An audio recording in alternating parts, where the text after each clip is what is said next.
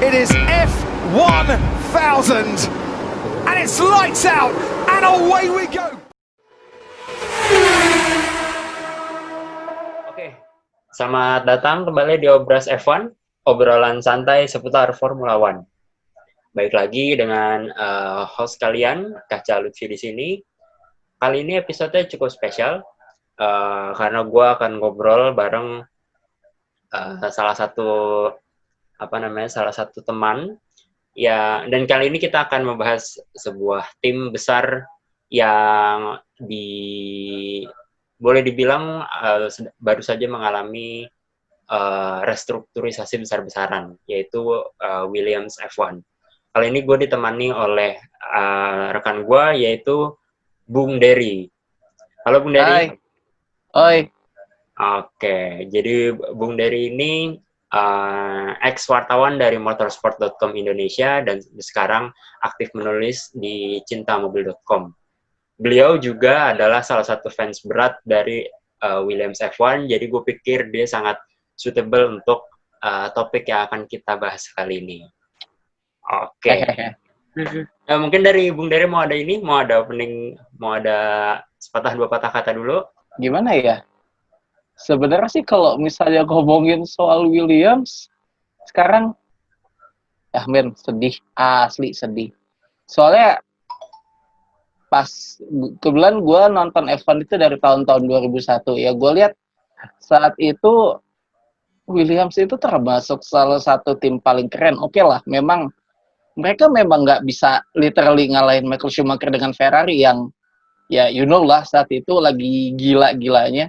Yes, cuman gue ingat ada satu iklan, kalau nggak salah iklan HP atau apa gitu, kalau nggak salah itu sponsornya Williams, yang kayak mungkin lo ingat kalau misal lo pernah lihat iklannya, jadi kayak si duetnya Williams saat itu Juan Pablo Montoya sama Ralf Schumacher, kayak dia tuh kayak ngendarain mobil F1 dari grandstand.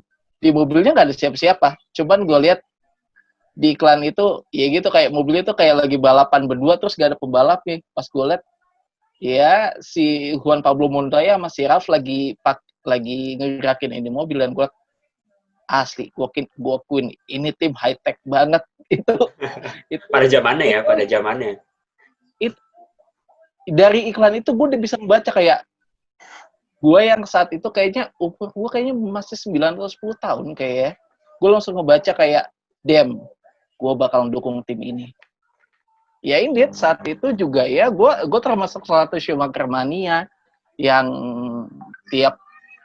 hampir tiap balapan girang, tiap kali Schumacher menang dengerin anthemnya Italia sama Jerman berentetan kayak gitu. Cuman selain saat itu gue suka Ferrari dan Schumacher, gue punya soft spot buat Williams. Dan setelah Schumacher pensiun tahun 2006 ya jujur gue udah tahu gue harus dukung mana, gue langsung beralih ke Williams sampai sekarang. Oke, berarti kalau misalnya lu bilang karena iklan HP ya, maksudnya iklan HP, berarti itu kan saat dia masih gabung sama BMW ya, Williams BMW tahun 2003 2004 something lah ya harusnya. 2001 sampai dari 2000 sampai 2005 sih. Oh, 2000 sampai 2005 ya. Iya. Dan ya saat itu juga Williams BMW sebenarnya termasuk salah satu, ya boleh dibilang masih terhitung sebagai tim kuat lah. JPM kan juga sempat jadi kontender kan di tahun-tahun itu. 2003. Title contender. 2003 ya. Iya, 2003. Dan ya kita boleh bilang ya Williams itu ya terlepas dari performanya yang tahun-tahun ini mungkin bukan menunjukkan aslinya Williams gitulah. Kita nggak bisa pungkiri bahwa dia tetap sebuah tim besar. Dia punya titel konstruktor itu kedua setelah Ferrari. Kalau nggak salah di angka 8 apa 7 ya? 7 kali. 9 ya? 9 konstruktor, 7 pembalap, jadi total 16. Oh, I see. Nah, itu kan berarti Williams itu bukan tim ecek-ecek yang kayak masuk asal terus pulang terus keluar F1, nggak ada apa namanya, nggak ada heboh-hebohnya sama sekali. Ya after all, No, setelah bukan. 43 tahun berdiri, ya dengan segala naik turunnya, it's still a Williams. Dan ini juga hal yang paling gue suka dari Williams. Pokoknya seiring gue gede dan seiring gue mulai sering baca-baca referensi sana sini, gue coba agak sedikit mempelajari yaitu sejarahnya Williams kayak gimana, dan ya dari situ gue tahu kayak damn, ini tim keren. Jadi kayak kalau menurut gue dari tim-tim F1 lain, kalau menurut gue Williams itu adalah tim tradisional sih. Jadi kayak di saat tim-tim sekarang, bahkan kayak Sauber yang sekarang kayaknya udah dipegang sama korporasi juga kan, sama siapa? Ya karena sudah Gue lupa. sudah diambil Alfa Iya. Romeo kan. Yang sebelumnya itu. Oh sebelumnya Gini siapa? Capital mah Renault ya. Ya pokoknya itulah. Kalau Gini Capital Renault. Iya, Gini Capital Renault. Nah, Iya, Williams itu gue lupa sih kalau Sauber, tapi setahu gue Peter Sauber juga sudah nggak megang udah step down, udah step down kan, dia itu. Iya. Jadi ya jujur gue bangga sampai saat ini Williams masih bisa hold on dan masih bisa cope up lawan tim-tim lain dengan status mereka yang sebagai tim tradisional non korporasi yang masih dimiliki sama keluarga.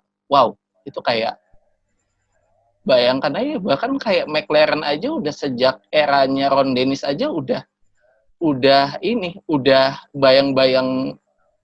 bayang-bayangnya si siapa namanya Bruce McLaren aja udah nggak ada. Itu sejak eranya Ron Dennis itu udah jadi kayak korporasi. Terus kayak misalnya kayak apalagi ya tim-tim yang model-model kayak gitu ya udah hampir nggak ada lagi. Cuma Williams doang yang masih kesisa. Gua akuin sih, untuk survive di Formula One itu lu butuh banyak duit. Banyak duit. Entah itu buat kayak development mobil, entah itu kayak buat ya, development mobil, ongkos ke supplier mesin. Sebagai contoh kayak Williams kan dia buat mesin kan dia dari Mercedes, dia juga mesti bayar dong buat mesin. Terus juga buat ya development mobil, mesin, terus kayak buat gaji pembalap dan semua anggota tim, terus belum lagi masalah logistik dan segala macam. Betul. Well, benar-benar ya kalau lo nggak punya backing yang kuat ya susah. Iya, capital apa sebenarnya capital heavy, nggak bisa. Iya. Ya ibaratnya apa ya? Ya benar-benar. Ya bahkan korporasi aja yang segede BMW atau Toyota aja nggak bisa sukses. Maksud gua bahkan dengan jaminan uang banyak pun itu juga belum bisa menjamin lu sukses di F1. Iya. Maksud gue tuh kayak kombinasi kayak lu selain lu punya banyak uang, lu punya tim manajemen yang mumpuni, punya pembalap yang juga capable, baru tuh formulanya ketemu. Tapi kalau satu lagi yang kurang, apa tuh? Passion. Oh ya, oke, ya benar-benar passion. Tahu. Jadi gini, kalau yang gue lihat mundurnya ini sebenarnya agak jauh lebar sih. Mundurnya Toyota sama BMW pas waktu krisis di tahun 2008 itu ya purely alasan bisnis. Mereka merasa saat itu ya F1 udah nggak visible lagi nih buat bisnis mereka. Jadi mereka beralih ke balap lain yang secara ekonomi lebih menguntungkan. Ya, saat khususnya kayak Toyota. Gue inget banget Toyota pas awal-awal 2000-an itu buset, itu apa nggak kayak jor-jorannya itu setara kayak Ferrari sama McLaren. Cuman ya mereka nggak bisa apa-apa. Ya wajar dong kalau misalnya dipertanyain. Cuman yang gue suka dari Williams itu mereka tuh bisa apa ya? Mereka tuh bisa survive dengan segala macam keterbatasan. Ya oke lah. Gue akuin mobilnya 3 tahun terakhir sih, let's say. Soalnya setelah Pedilo cabut sih yang lumayan bisa jadi highlight tuh ketika Pedilo cabut, mobilnya agak bisa dibilang kurang kompetitif lah. Enggak, justru gini. Justru pas Paddy Lowe datang itu dia tuh pas Williams udah mulai kepayahan tahun-tahun 2018 kalau nggak salah, yang waktu itu duetnya itu si Rodkin sama Stroll. Si Rodkin sama Stroll, yes. Iya, si Rodkin sama Stroll itu dapat poin berapa, dikit banget.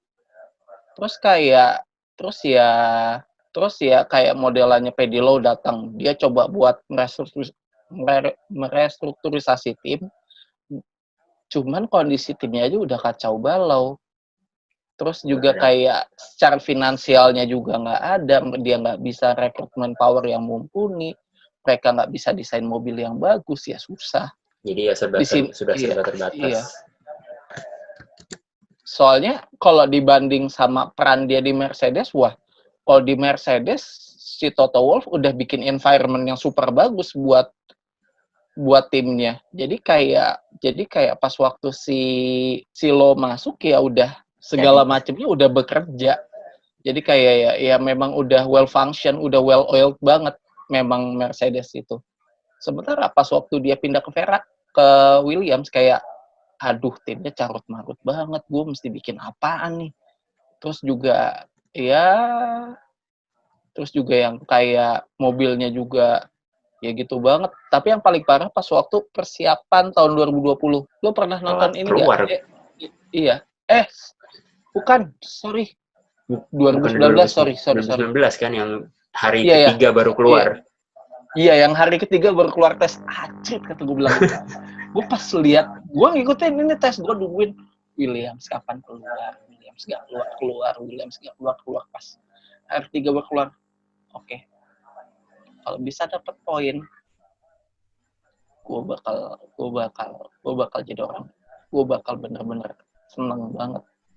Ya akhirnya dapat 1 poin, Bu. Itu juga poinnya gara-gara walaupun yang carut marut di Hockenheim. Itu Hockenheim, betul. Itu karena siapa ya? Gue lupa, itu juga karena penalti kan? Iya, total Kubica tuh banget poinnya. 11 apa? Kubica tuh aslinya 11. Nah, gue lupa antara naik 2 posisi atau naik 1 posisi, gue lupa. Tapi karena itu pun di site-nya setelah race kan? Iya, di site-nya setelah race. Makanya gue kayak, aduh.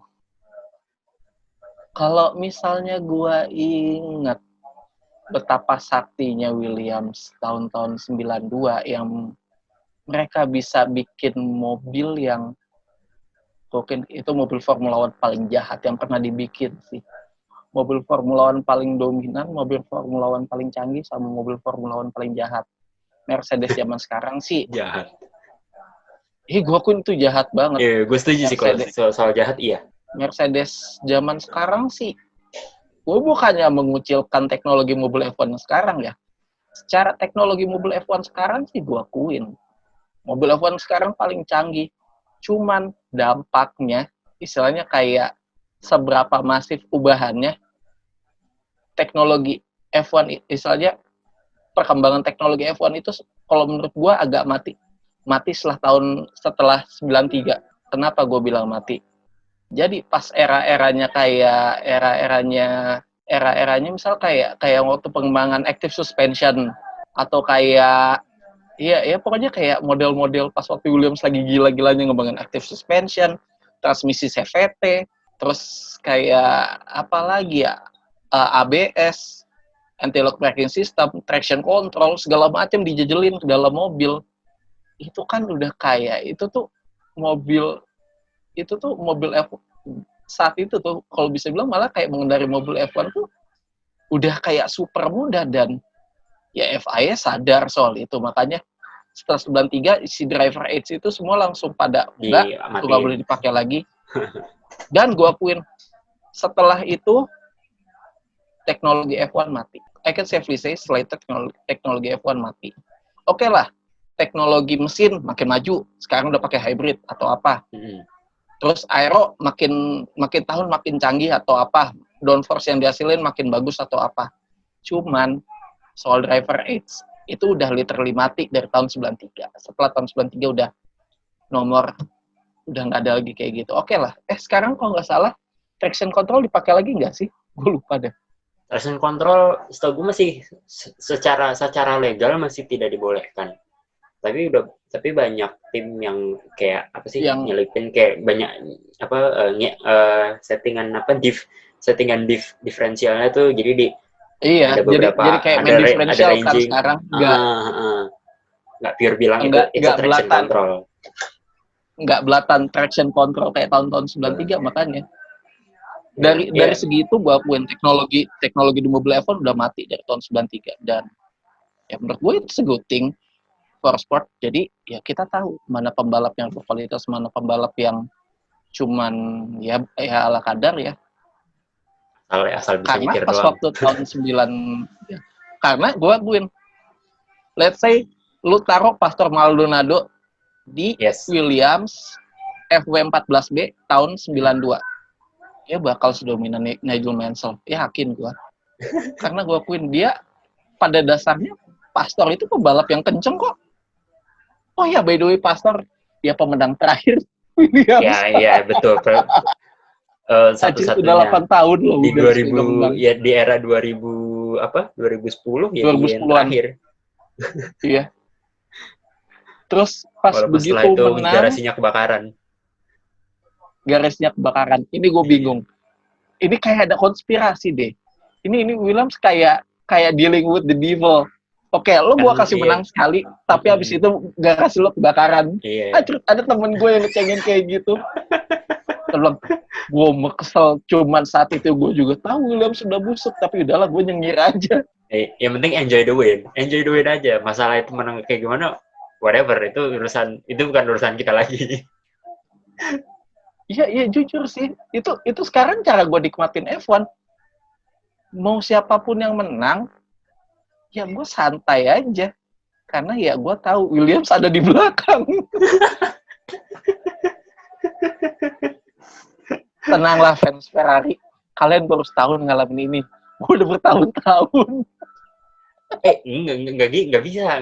Kalau Ferrari, gue pikir case-nya tuh Ferrari tuh special case kayak dari 2000 terakhir Ferrari itu kan menang 2008 ya, menang konstruktor. 2008 konstruktor 2008 dia terakhir menang. Oh, konstruktor. Karena kan si McLaren di itu kan. Ya, oh ya, McLaren di diskualifikasi.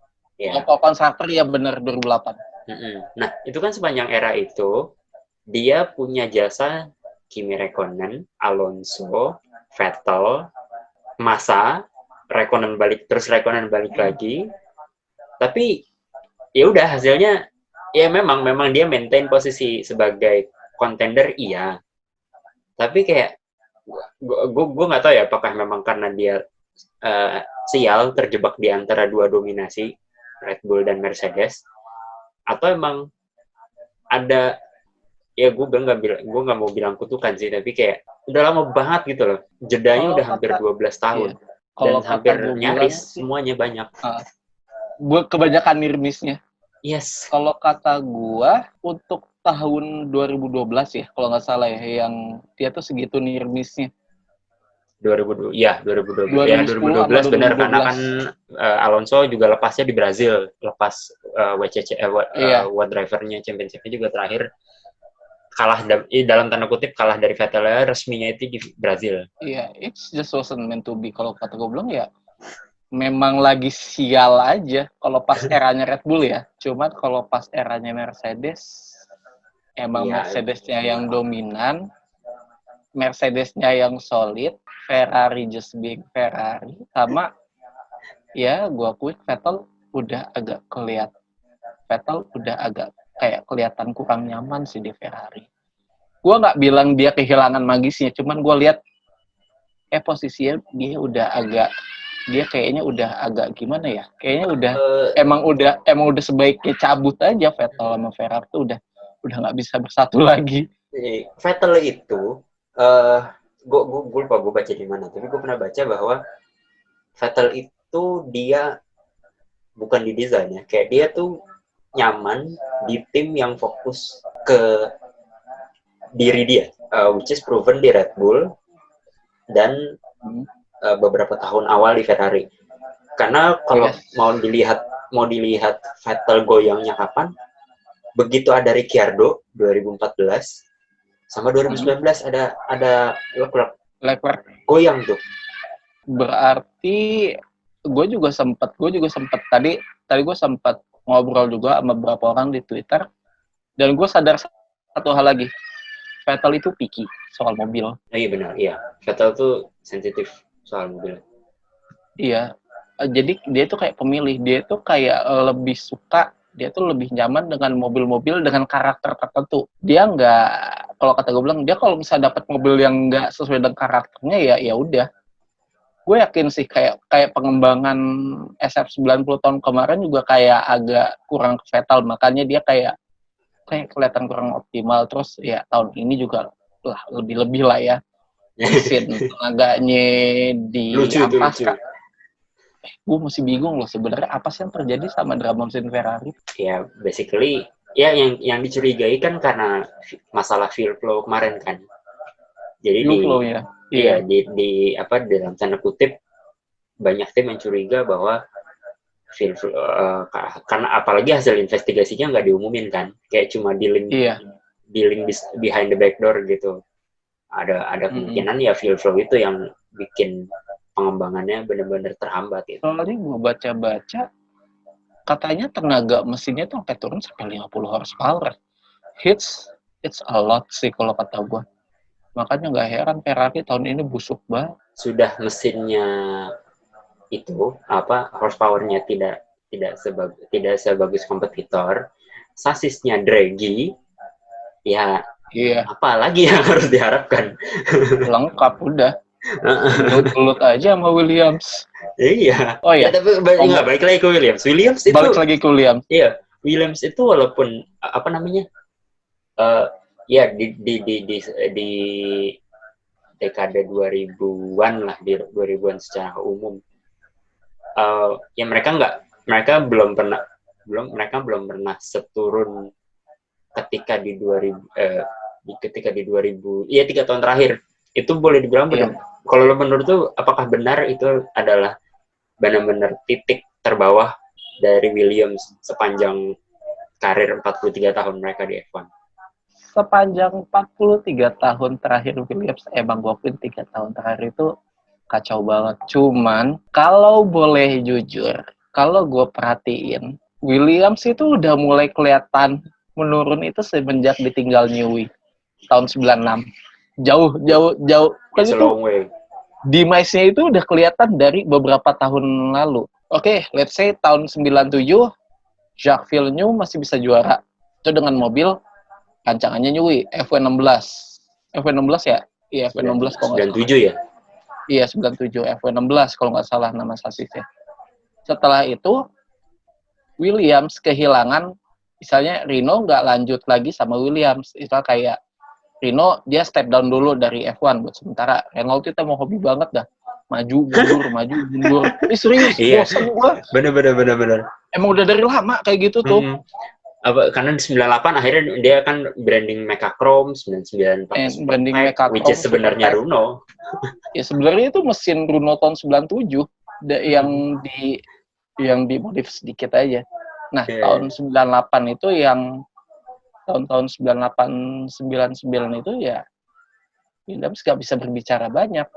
Mereka nggak punya tim, mereka nggak punya mesin bagus, mereka nggak punya Newey juga, mereka nggak punya desainer jempolan saat itu. Karena ya seingat gue saat itu Newey dia berharap dipromosiin jadi ini technical director. Cuman saat itu masih ada si Patrick Head. Iya, Patrick Head. Yang istilahnya dia tuh udah kayak, kalau gue bilang itu udah kayak pegawai pertamanya Williams dari tahun 97. Dari tahun 77. Itu kan teman ibaratnya si Frank Williams dan ya Patrick Head boleh dibilang sebagai founder. Iya, salah satu founder dalam tanda kutip, walaupun sebenarnya dia nggak istilahnya nggak punya saham di tim sih. Nah, ya, jadi setelah cuman ya saat itu Williams downnya nggak lama-lama banget, mereka langsung dapat Red Bull. Kok Red Bull sih goblok? BMW. Deal mesin BMW dari tahun 2000-an. Saat itu ya mesinnya masih developing. puncaknya itu kalau nggak salah tahun 2003-2004. Saat itu mesin BMW adalah mesin yang paling ringan dan mesin yang paling bertenaga yang ada di F1. Kalau nggak salah gue pernah lihat technical details-nya. Waktu itu gue sempat download dokumennya gitu. Kalau nggak salah sih, coba sebentar gue lihat dulu. Ada nggak ya technical details-nya? Gue sempet baca itu dan gue sampai melongo sih gitu ya. Karena memang mesinnya memang sekencang itu. Titan ya? Iya, pas era-eranya Vitan. Ya. Jadi kalau nggak salah saat itu mesinnya itu lebih ringan 20 kilo dari mesin-mesin yang lain dengan selisih tenaga sekitar 30 atau 40 horsepower lebih besar. Kebayang dong. Iya. Dengan mesin kayak gitu. Ya secara umum ya saat itu Williams punya mesin paling bagus. Cuman Williams nggak bisa ngimbangin dengan paket sasis yang bagus. Karena ya itu. Mereka masih, mereka nggak punya pengganti sepada Newey saat itu, jadi ya susah. Kalau nggak salah saat itu tuh siapa yang ini kayak model-model ya, lupa lagi nama-namanya. Kalau di 2003 itu tim aerodinamisnya itu ada Antonia Terzi sama Gavin Fisher. Oh iya, Antonia Terzi sama Gavin Fisher. Iya, saat itu ya mereka bikin mobil lumayan bagus, cuman ya dibanding Newey mah susah. Cuman bukan berarti itu mobil yang jelek, enggak, it's a good car. Cuman nggak cukup buat ngalahin Ferrari saat itu. Nah, setelah itu kayak ya BMW udah bete lah sama Williams. Mereka cabut, mereka bikin tim sendiri, Sauber. Mereka mengakuisisi Sauber, iya. Di situ Williams langsung oleng. Mereka luntang-lantung kritik juga kan? Iya. Wah, itu sempat panas juga istilahnya. Sempat sengit juga itu Williams sama BMW berantem ya. Cuman di ujung-ujungnya si BMW cabut bikin tim sendiri, Williams ya udah kayak ya udahlah mereka kayak berkelana nyari mesin, sempat dapat Cosworth, terus sempat pakai lagi Toyota. Dan ya setelah itu ya udah yang tadinya tim itu udah langganan podium udah langsung blast hilang. Sebenarnya nggak hilang banget sih. Masih langganan poin. Cuman kalau podium turun ke midfield. Iya, langsung turun ke midfield, udah bukan top tier tim lagi. Ya, di 2000 berapa ini? Kan mereka balik pakai Cosworth tuh 2010-an. 2006 kayak. Enggak. Cosworth sempat 2 kali. Jadi 2006 dia pakai Cosworth, kan terus 2007-2009 pakai Toyota tuh, Williams Toyota. Iya. Nah, baru di 2010 dia balik lagi tuh pakai Cosworth lagi. Itu juga nggak lama, cuma 2 tahun, 10 sama 11, 2 tahun lagi, 12 sama 13 dia pakai Renault sebelum pindah ke Mercy tahun 2014 karena V6 hybrid kan. Iya. Itu di sebenarnya sih pas mereka pakai Mercedes itu performa lumayan naik lagi kan sebenarnya. Naik banget. Ada Massa, ada Bottas. Ada Massa sama Bottas. Waktu itu kalau nggak salah pernah second row ya di Monza. Gue lupa tahun berapanya. Second row di Monza kalau nggak salah 2013 deh. 13. Oh, berarti masih pakai Renault ya? Sorry 2014. Sorry. 2014-an deh kayaknya. Dan menurut gue saat itu Williams adalah tim terbaik kedua. Soalnya secara mobil mereka mobil terbaik kedua setelah Mercedes, cuman ya masih kalah juga sih sama Red Bull. Itu pun juga kalahnya kayaknya nggak jauh deh. Ya 2014 itu kan semuanya ini kan, hampir semuanya adaptasi kan. Iya. Dengan mesin baru itu. Cuman Mercedes saja udah lari. Mercedes doang yang udah ini, yang udah gue gak tahu sih gimana dia bisa dominating sejauh itu. Tapi Kalau ya gue, bisa dibilang 2014 tuh dia lah yang paling siap. di Williams era tuh posisi hybrid ini 3 emang 2014. iya, Williams 2014 posisi 3. Dan mereka saat itu balik lagi jadi langganan podium. Mereka punya sponsor gede juga, Martini. Wah, Berarti ini itu gue akuin sih. It's a good looking car. It's a good ada looking car. Unilever lewat Rexonanya, terus ada Iya. Martini. Duit bukan ini ya, duit lagi bukan jadi masalah ya tahun itu.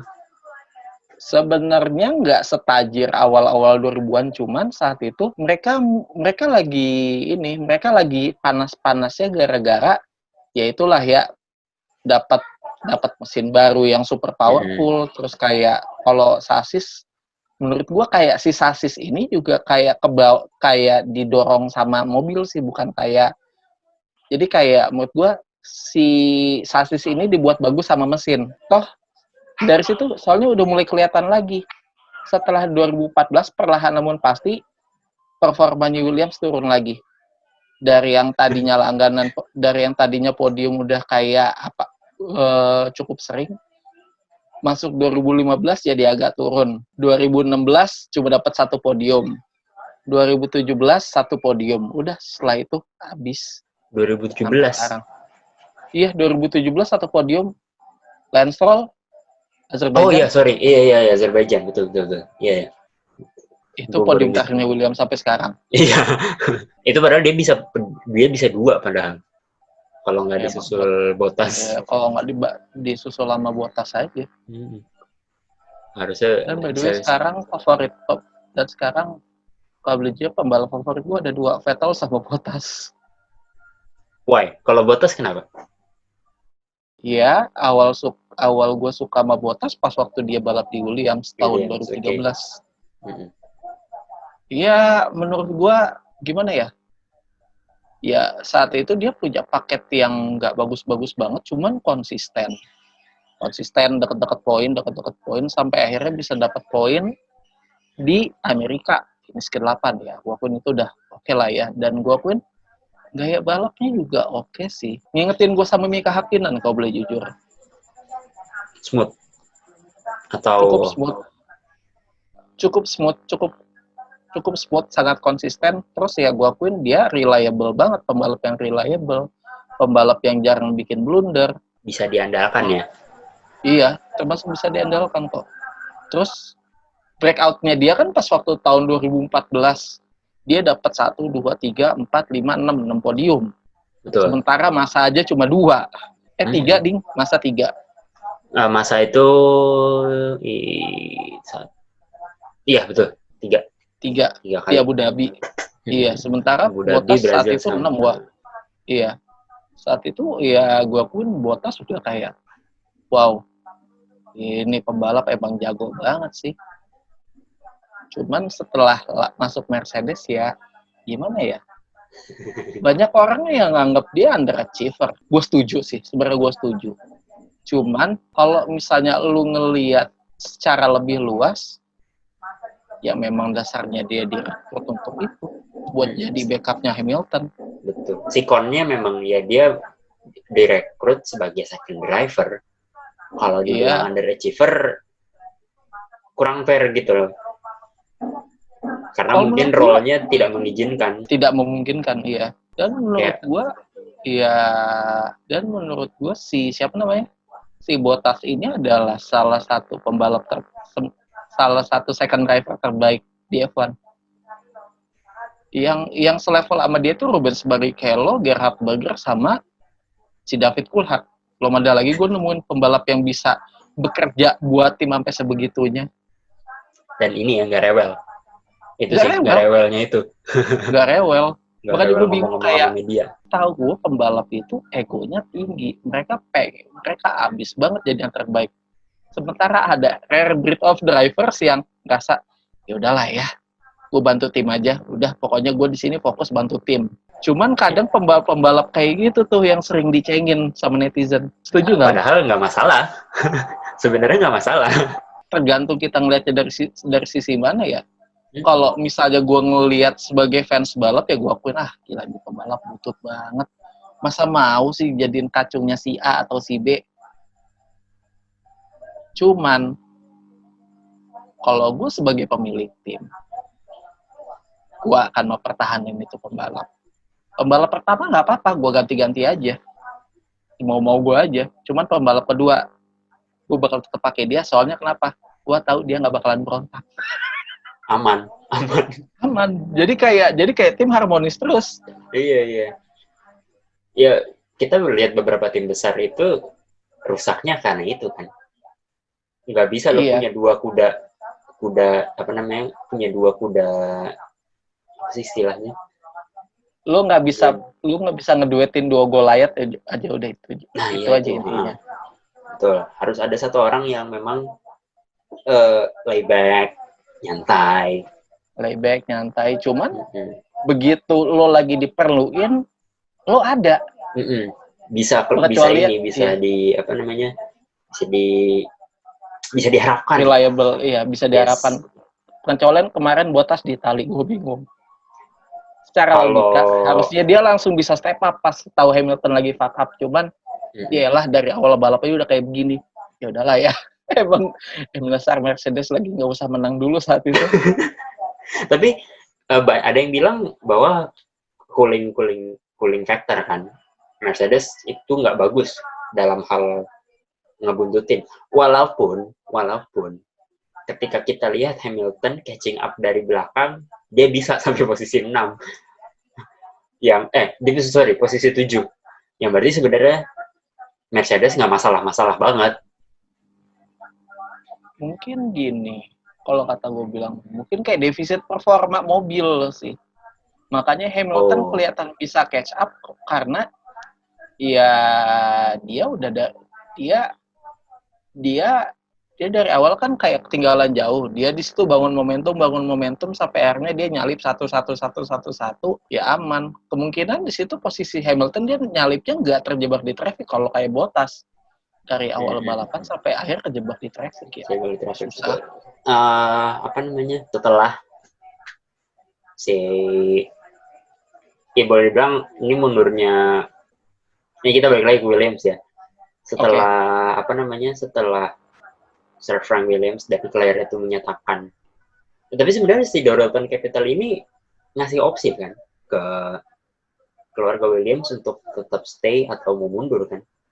Iya, ngasih opsi. Cuman mereka ngerasa udahlah, mending gue mundur aja.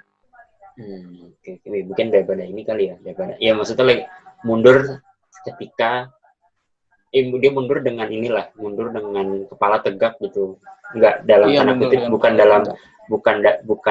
dalam status terbuang gitu akhirnya, daripada maksain stay, akhirnya ternyata nggak contribute juga buat timnya yang ini, atau mungkin nanti keputusan dari si Dorilton Capital ini clash sama nilai-nilai tradisional yang dipegang sama mereka kan. Mungkin pertimbangannya lebih ke arah situ kali ya. Iya. Memang si Dorilton Capital ini kan ada satu membernya James Matthew yang dia itu ada background ada background balapannya lah. Dia pernah background balap, dia juga ada hubungan sama kerajaan Inggris. Iya, itu. Makin British aja ini tim. Nggak apa-apa dong. Williams is one of the most British team in the F1 in history lah. Kalau lu bilang McLaren punya kultur British yang kuat, salah. McLaren itu sekarang setelah dipegang sama siapa? Zac Brown, mantan bos aing. Hah? Kok bisa? Oh iya kan, karena dia di motorsport ya. Zac Brown kan salah satu CEO-nya motorsport. Sekarang kulturnya malah agak lebih ke Amerika sih kalau kata gue. Kulturnya agak lebih ke Amerika. Dan menurut gue itu bukan hal yang buruk karena memangnya dasarnya kultur ya udah nggak apa-apa tuh. Kalau juga sekarang McLaren kompetitif ya udah terserah. Gue senang sih akhirnya McLaren. Gue senang sih. McLaren nggak bernasib sama kayak Williams. Tadinya gue sempat ngeri, Tadinya gue sempat ngeri pas waktu McLaren sama Honda, wah ini gue akuin. ini kalau keterusan nasibnya bisa kayak Williams.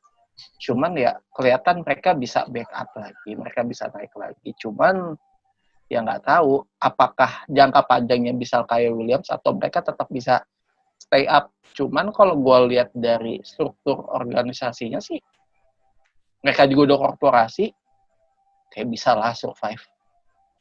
Iya. Ya pilihannya lebih inilah pilihan mereka kalaupun apa namanya, ya kita boleh bilang Williams itu salah satu masalah kuncinya itu ya keterbatasan finansial kan. Kalau McLaren karena udah dipegang korporasi, ya minimal setiap decision itu juga pasti akan kayak dibikin minimal ada board meeting, jadi nggak pasti kan semua keputusan itu mutual, nggak berdasarkan berdasarkan opini satu pihak doang gitu. Iya, kalau pasti akan ada lebih banyak opsi yang bisa dikejar kalau udah dipegang corporate. Jeleknya Williams di situ karena memang kontrol sepenuhnya dipegang sama keluarga Williams, jadi ya kayak opsi yang didapat atau kayak pendapat-pendapat yang didapat buat tiap kali kayak diskusi itu kayak terbatas. Terus ya gitulah ya.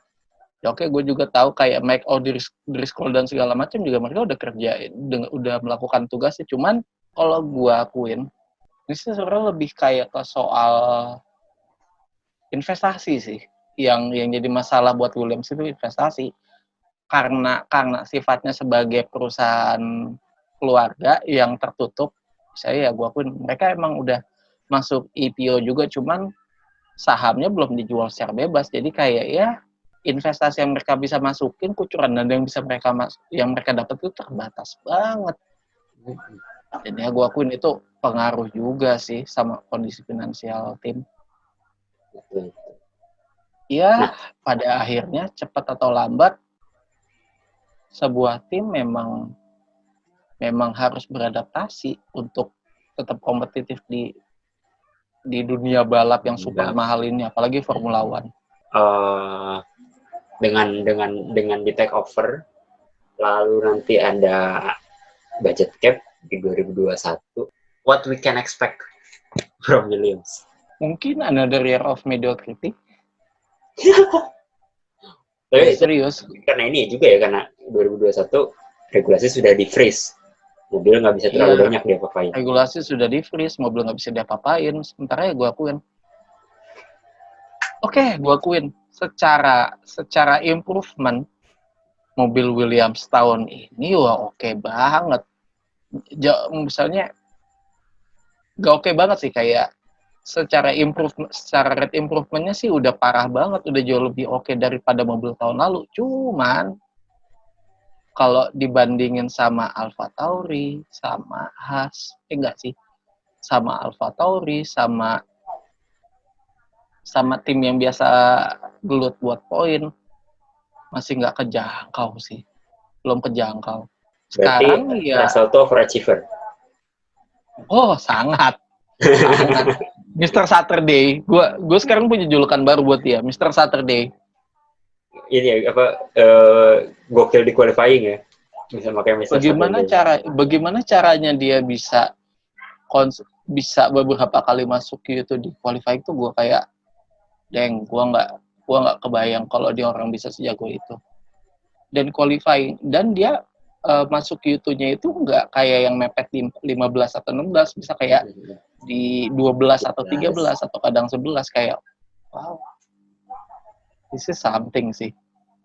Sebenarnya pace ada.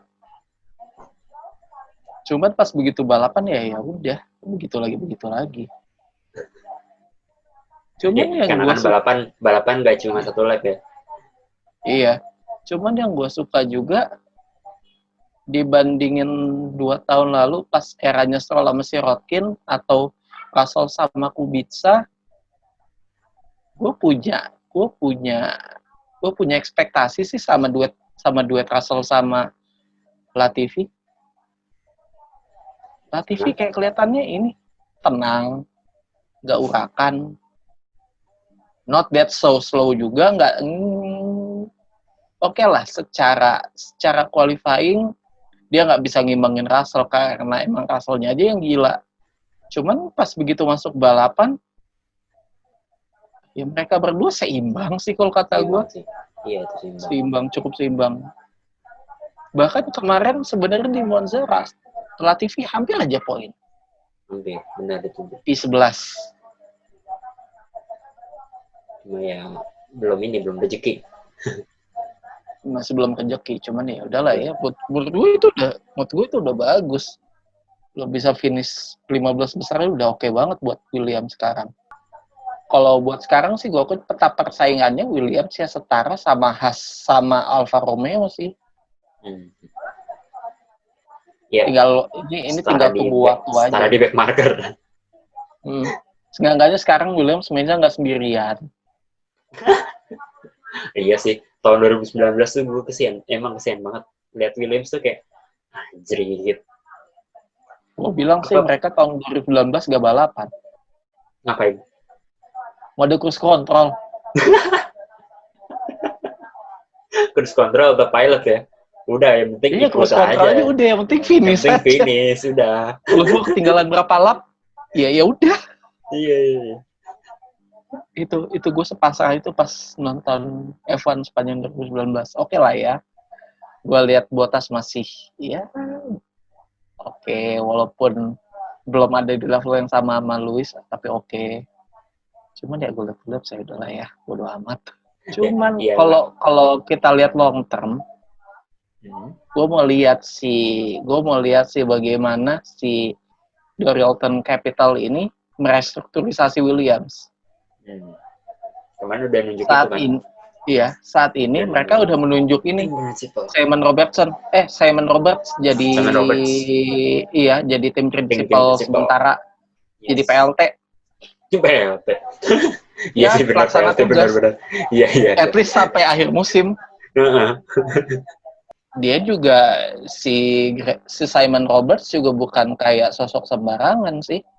Dia udah lumayan pengalaman. CV-nya bagus. Dia udah sama McLaren, dia udah sama Force India. Oke lah. Dan dia sebenarnya dipromosin sih sebelumnya dia di Williams itu jadi Chief Operation Officer. Cuman yang jadi pertanyaan gue nanti 2021 mau gimana? Siapa yang ditunjuk? Siapa yang bakal direkrut? Terus ini kan Mike O'Driscoll juga ini kan pensiun kan tahun depan. Ya, setelah transisi ini beres dia akan pensiun. Iya. Mike O'Driscoll. Jadi dia masih stay dulu buat sementara waktu sambil masih transisi ini kelar. Habis itu udah dia cabut. Makanya yang gua sebenarnya di sini proses take over-nya Williams nggak ada masalah sama sekali, malah kayak mutual agreement dan respect, malah kalau gue lihat kayak ya udah ini lu pegang timnya, gue cabut.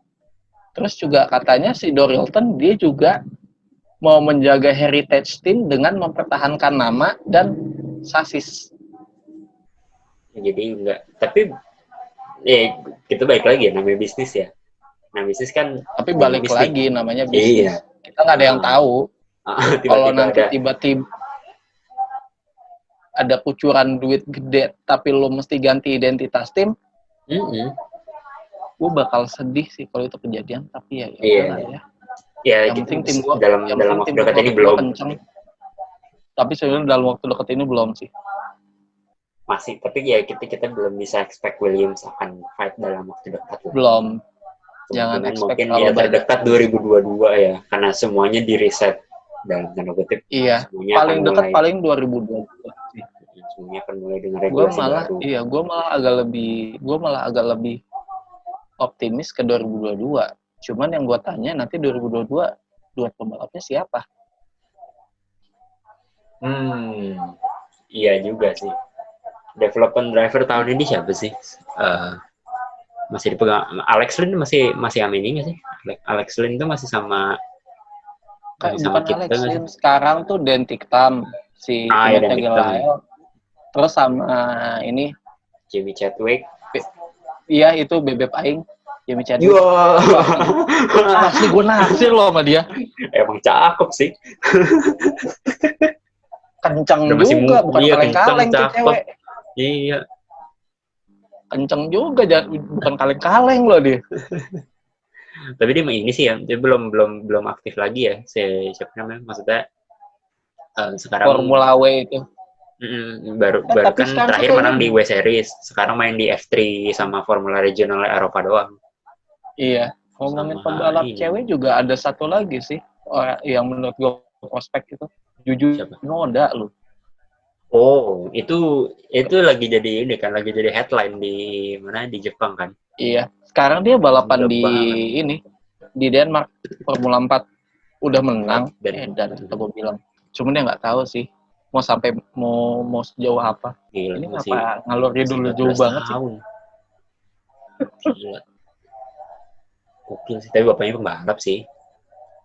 Iya, Hideki Noda. Dia pembalap F1 Pembalap. bukan sih? Dia sempat di F1 Bukan, nggak sih? dia sorry, iya, dia pernah apa namanya di Formula One sama di IndyCar.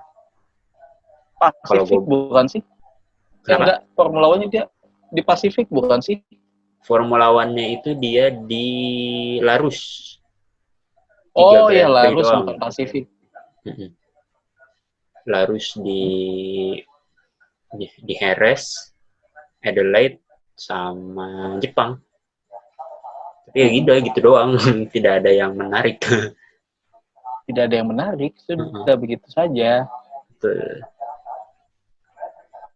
2022 gue pegang saham di Jack Atkins. Kalau gue sebenarnya ya itu kan mungkin, Latifi juga mungkin.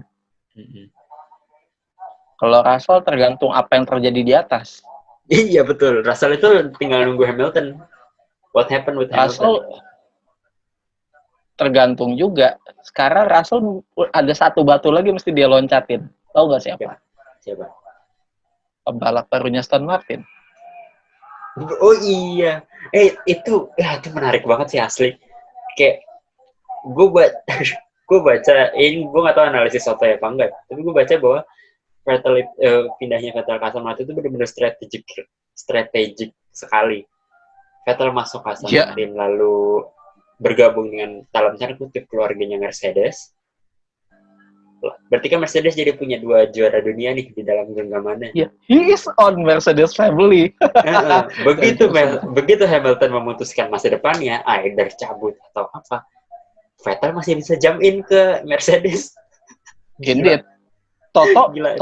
Iya. Makanya gue akuin paling, tapi jujur di sini gue kasih nama Russell sih, cuman ya gimana? Iya, F1 itu emang sadis. Tanya aja sama Perez. Tanya aja sama Perez. Udah nyelamatin sakit hati itu kalau jadi Perez. Iya. Udah nyelamatin tim. Tapi tenang. Iya. Nyelamatin tim, diutangin sama tim, diutangin loh. Diutangin. Tapi bukan dipecat sih. Bukan jadi pilihan utama. Tapi ya kontraknya di-terminate sih, jatuhnya sih kontrak di-terminate ya kalau kayak gitu ya. Kontrak di-terminate, cuman jatuhnya kontrak dia bukan di-terminate, di buyout sama Lawrence. Oh, jadi tarik lagi ya? Enggak, kontraknya dibeli. Jadi kayak yaudah, let's say gini, sebenarnya kan dia tuh udah ada kontrak sampai 2000 ya tahun 2020 2021 2022. Iya, sampai 2022. Cuman Lawrence udah mikir, aduh ada Vettel nganggur, masa gue diemin. Udah dia mikir sama Perez, masa dia nyingkirin anaknya sendiri? Nggak mungkin lah. Benar. Toh juga si Lance lagi oke banget. Ya akhirnya ya paling kayak si ini, setahu gue si kontraknya si Perez sama Racing Point Force India lagi, aduh. Kayak Kimi. Force India or whatever they call. Ya mending daripada gue bilangnya masih ini, daripada gue bilangnya masih bukan Jordan. Jordan. Itu way back. Gila tuh, itu jauh banget sih. Masih zaman-zaman kuning-kuning DHL. Wah gila, itu cakep sih. Benson Hedges. Iya, Benson Hedges, DHL, kembali ke Takuma Sato. Satu lagi, gue lupa kalau satu lagi. Gue ingetnya Sato doang pernah di Jordan. Fisichella. Oh, Fisichella ya. Terus Hans Harald Frensten HF. gitu. Jadi kayak di klausul kontraknya si Stroll, di klausul kontrak Perez itu ada opsi untuk tim nge-buyout kontraknya. Jadi kayak ya udah nih kontrak lo gue bayarin terus lo bisa cabut. Lo cabut. Petrus berarti dikasih duit kompensasi gitu. Ya kompensasi dan ya gue akuin kompensasinya nggak kecil. Selanjutnya feeling gue dia bakal balap di Haas. Bisa jadi sih, tapi kenapa gue nggak tahu sih. Karena ada kabar juga, gue baca Twitter si Lawrence Barretto kalau dia deketin sama Alfa Romeo juga kan. Karena ini antara Alfa atau Haas. Pasti di antara Alfa sama Haas. Cuman kalau ya udah. Lu kenapa milih Haas? Kalau feeling gua Haas, kedekatan sama pembalap Meksiko di Haas itu lumayan. Karena Haas itu agak enggak, iya Haas itu lumayan ini sih, lumayan mereka tuh sering ngedeketin pembalap Meksiko. Let's say kayak Esteban Gutierrez, terus Daniel Suarez di NASCAR itu kan sempat jadi pembalap Haas juga. Oh, dan Haas yang di NASCAR-nya ya? Iya, Stewart Haas Racing. Pemiliknya sama. Betul. Jadi menurut gua karena memang ini adalah tim Amerika dan memang si bisnisnya si Haas ini ada di Amerika, ya mungkin mereka mungkin bisa agak nyebrang dikit juga ke Meksiko buat ngebuka market baru atau buat ngencengin market. Setahu gue sih buat ngencengin market, karena setahu gue bisnisnya si Haas ini udah lumayan gede di Meksiko. Terus terlebih juga Haas dia punya terlebih Perez juga punya ini duit sponsor dari Telmex. Dari Telmex. Ya, itu win-win solution kalau kata gue. Ya sekarang berarti tinggal si K-Mac sama Grosjean harus gimana impress si Gunther Steiner dan atau membawa uang lebih banyak. Make sense sih. Make sense. Terus ya gue akuin kayaknya tahun terakhirnya Raikkonen deh di Sauber. Siapa yang gantiin? Mick, siapa lagi? Ilot? No, Mick. Kenapa? Hype? Mesti lihat dong nama belakangnya siapa. Iya. I know. Itu saham terbesar yang dipunyai oleh Mick. Benar-benar. Gila. Iya, gue nggak bilang. The power of nama belakang. Orang dalam sih. Cuma. The power of nama belakang. Iya. Kalau gue bilangnya gitu, itu the power of nama belakang. Terus gue lihat juga tahun ini Mick meyakinkan kok bagus di F2. Mick iya. Sebenarnya FDA itu panen tahun ini di F2. Iya. Ilott, Schwartzman, Mick. 1, 2, 3. Panen sebenarnya. Cerah itu masa depannya Ferrari Driver Academy. Cuman masalah tim utamanya lagi busuk. Itu dia. Kesel gak sih lo anjir punya akademi bagus. Tim primernya ngelawak. Cuman gue nggak tahu nih. Gue sih sebenarnya berharap walaupun gue stand on Mercedes side, cuman gue berharap Ferrari bisa overturn lagi soal si mesin ilegal yang katanya ilegal itu terus bisa dipakai lagi. Emang masih ongoing legal battle-nya? Setahu gue udah ditutup. Gue nggak tahu. Iya, setahu gue udah di close, cuman semoga aja somehow misal kayak udahlah ya kayak dia ngasih kelonggaran atau apa, soalnya gila parah banget. Mesin udah di freeze. Ini tim konsumen Ferrari udah pada fuck up semua sama Ferrari. Udah kayak gue mau ngapain, mesin gue nggak kencang. Cuman gue menarik sih. Ini sebenarnya hal menarik. Gue mau lihat gimana cara Ferrari bereaksi tahun 2021? Apakah mereka bakal ngebikin sasis yang super nimble buat ngakalin defisit power mesin? Iya, sebenarnya sih gue berharap itu Ferrari kayak maksimalin token yang mereka punya lah buat at least ngubah sasis, karena ya gue akuin mesin mereka hopeless banget. Apes banget yang hari ini jadi customer Ferrari juga. Iya, terus gue berpikir itu calon pembalap Ferrari Sainz. Apakah history di Google-nya menunjukkan browsing yang seperti how to cancel Ferrari contract, gimana cara ngebatalin kontrak dengan Ferrari. Tapi ya terakhir dia ngomong ke media kan dia tetap happy dengan keputusannya pindah.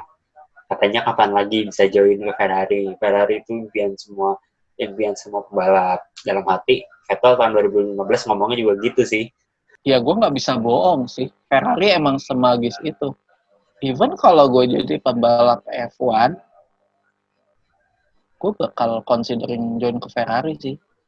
Cuman join kesananya nanti aja pas sudah mau pensiun. Gue pandan gelar dulu di Mercedes.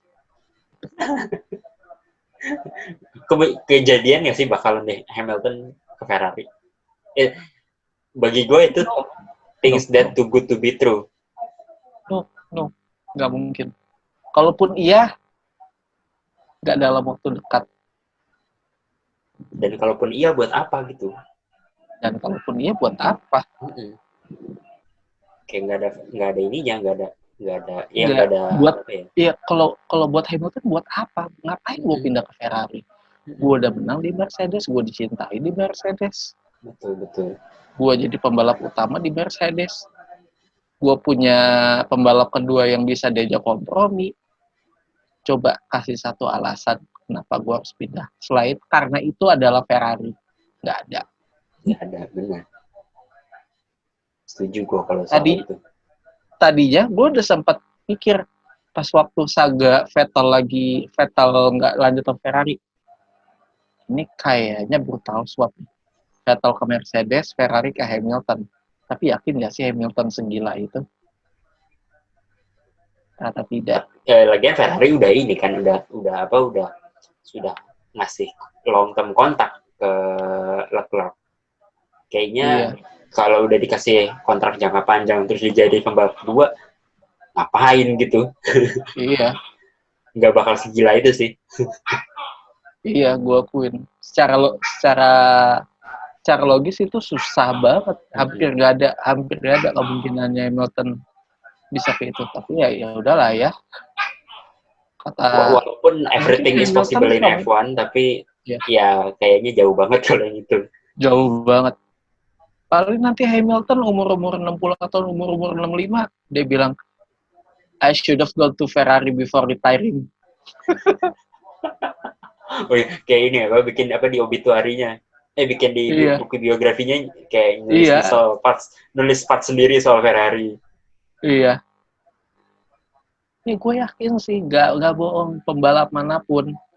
Coba dah, lu tanya sama, kalau misalnya lu punya akses ke semua pembalap F1, coba lu tanya. Lu mau nggak join Ferrari? Dalam 1 detik, maksudnya, kalau ditanya Frank begitu ya mungkin semua orang akan jawab iya sih.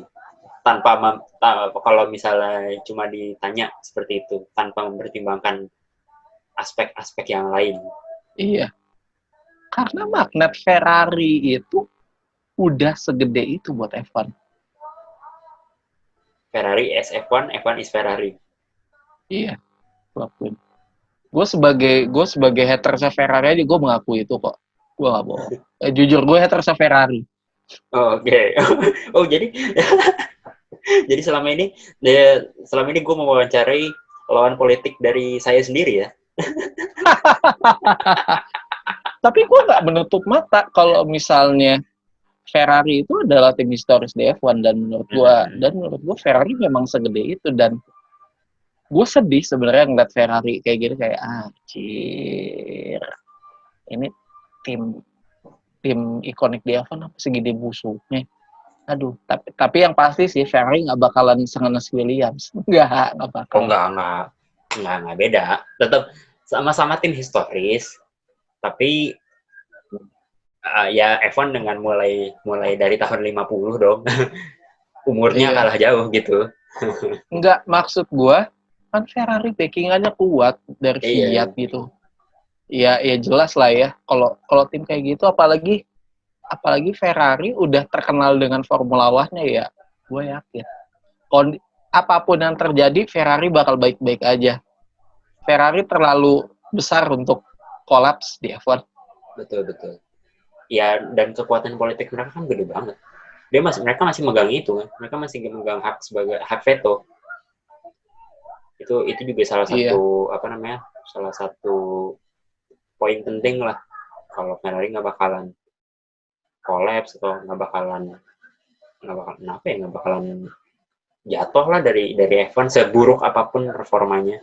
Amit-amit kalau misalnya ntar dua-dua ngelawak lagi, tapi ya nggak bakalan hilang dia dari F1. Iya, nggak bakalan kok. Sedemikian ya FIA pun pasti mikir lah, kayak kalau F1 hilang, kalau Ferrari hilang, ya apalagi yang mereka punya. Iya. Dia dengan Dan gue yakin kok 50% fansnya 50% penonton F1 itu adalah tifosi. Real tifosi atau kayak ini, kayak dukung tim lain tapi dalam hati tifosi gitu. Iya, gimana ya? Real tifosi 50%. 50%. Cuman kalau gue jujur, gue dulu sempat suka Ferrari, dan gue akuin setiap orang yang nonton F1 pernah di satu titik suka sama Ferrari. Gue pernah. Iya. Gue ada di masa itu. Betul. Ya balik lagi karena mereka ada di berbagai era sih. Kayak Iya, lu nggak bisa bilang lu suka Mercedes di tahun 70 karena dia nggak ada di tahun itu, misalnya. Atau lu nggak bisa bilang gue nggak suka McLaren, gue suka McLaren. Dia nggak bisa bilang kalau dia suka McLaren di tahun let's say 50-an, ya karena mereka belum eksis. Tapi kalau Ferrari, lu mau tanya 50, 60, 70, 80, 90, ada semua. Dan walaupun tidak selalu tidak selalu jadi tim, tidak selalu di atas, tapi mereka konsisten ada di sports ini, ada di olahraga ini. Ya benar, tadi gue setuju sama yang lu bilang, kalau semua orang pasti pernah atau ada di satu titik di mana dia suka dengan Ferrari. Betul. Saking segitu legendaris ya. Iya, segitu legendaris ya, benar-benar. Wow. Ini kalau gue boleh bilang adalah sesi rekaman paling panjang yang pernah ada di sejarah Obras F1. Oh ya? Yes. Kita biasa episode itu less than 40 minutes lah. Kita ada di range 30 menitan. Ini berapa? Kayaknya udah hampir 1,5 jam. Anjir. Moga yang dengerin kagak ngantuk dah. Nggak apa-apa. It's a good thing. Gue terima kasih banget lo mau di feature di podcast gue. Semoga hopefully your experience is wonderful, dan thank you juga udah bagi-bagi insight soal Williams, everything. Gue pribadi bukan orang yang punya banyak knowledge soal F1, tapi gue hanya sekedar mengikuti, tapi mungkin ya lebih intens dari beberapa orang. Tapi gue belum sampai level knowledge lah. Ya, after all you are a writer, you are a journalist. Itu pasti contribute gede banget. Iya, gue akuin sih. Tiap kali gue nulis kayak gitu juga gue juga pasti riset sana sini, dan dari situ gue juga tahu. Yes. Oke, makasih banyak buat Bung Dery sudah menyempatkan waktunya. Jangan lupa untuk teman-teman yang mendengarkan podcast ini, bisa dengerin Obras F1 di YouTube atau di Spotify. Jangan lupa like dan share podcast ini apabila kalian pikir episode ini menarik. Jangan lupa follow Ngobras F1 di Spotify dan YouTube, dan jangan lupa nyalain lonceng notifikasi di YouTube biar kalian nggak ketinggalan konten terbaru dari Ngobras F1. Gua Kaca pamit. Gua Derry. Oke, sampai ketemu di episode selanjutnya. Ciao, stay safe, stay healthy. Thank you.